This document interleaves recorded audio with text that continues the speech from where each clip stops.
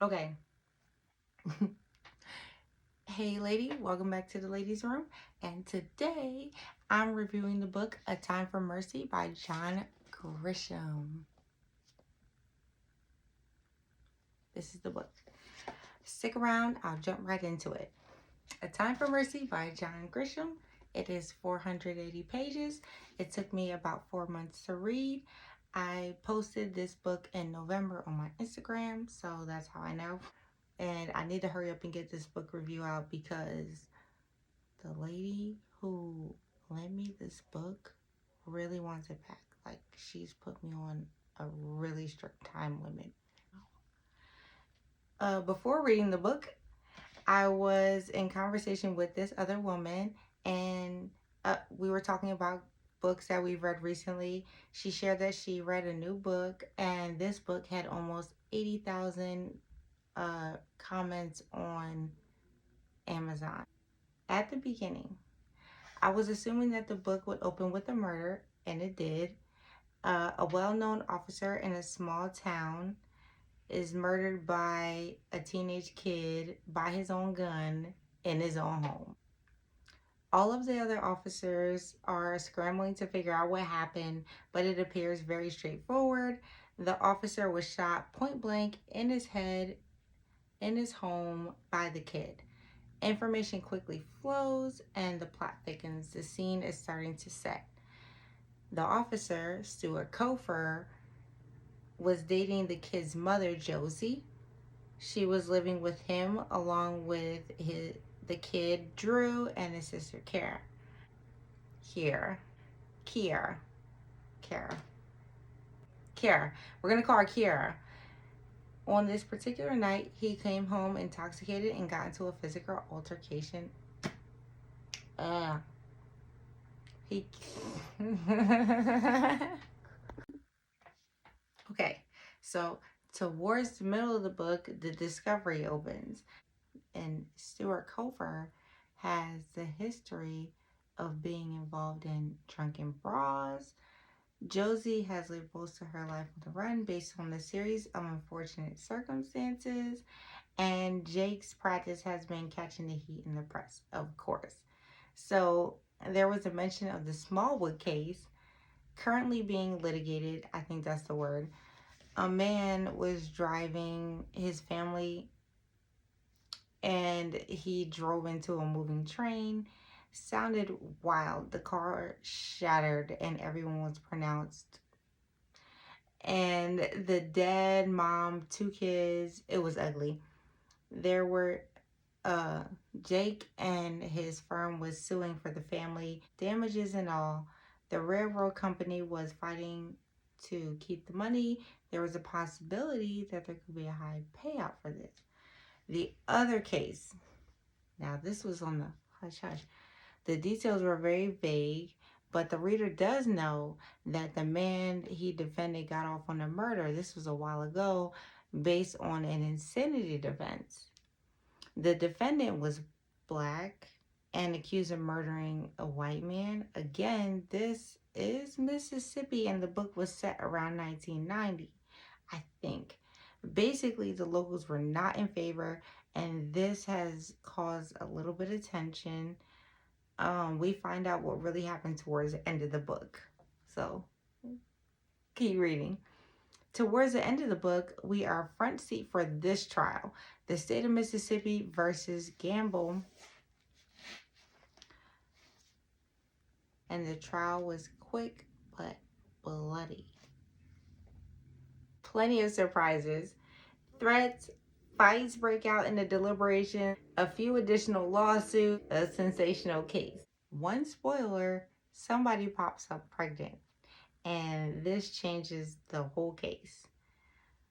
So many questions. Most of those questions have answers, and it made for a whole lot of drama. I love the dynamic of the legal team that represents the kid. You got Jake. He's a defense attorney with big courtroom dreams.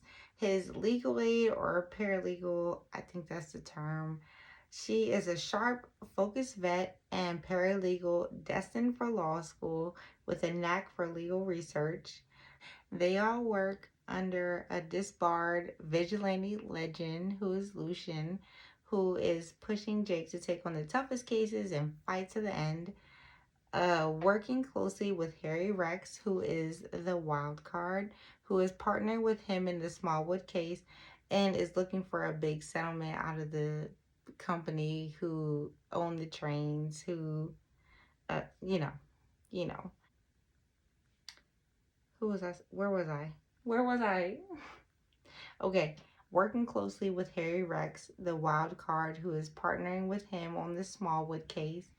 I told you about that earlier. And he's looking for a big settlement. He does not want the bad press of a capital murder trial involving a police officer at first. But he supports Jake, so yeah. His wife, Jake's wife is I think Jake's wife is the voice of reason in this whole thing, which was refreshing, along with a couple of candid cameos from the cast members that I can remember. The way it's written, it brings a lot of layers to each character, and I think it works. All in all, it's a great read, although it did seem like a long read at first. I had to make time to finish, but I breezed through about 200 pages in 2 days towards the end when it started getting good. I was wondering, are they going to get off? What he's going to say next? How will the other side try to mitigate their findings or litigate the process or whatever it is? I was wondering what would be the best strategy to navigate this, knowing that I barely know anything about litigation or mitigation. After reading the author's note, I was under the impression that many of the characters in this book are focused on in some of the other works written by John Grisham, which I like, especially the characters who really made an impact. So that's good. I think that's a great idea.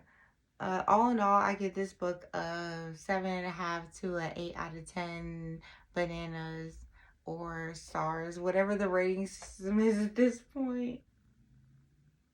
The disclaimer is if I have the chance to read other books by this author that focus on the other pivotal characters in this book, their rating could definitely go up. My favorite quote is, well, I'm not sure if this is my favorite quote, but I think that it sums up kind of like how the book is written in general.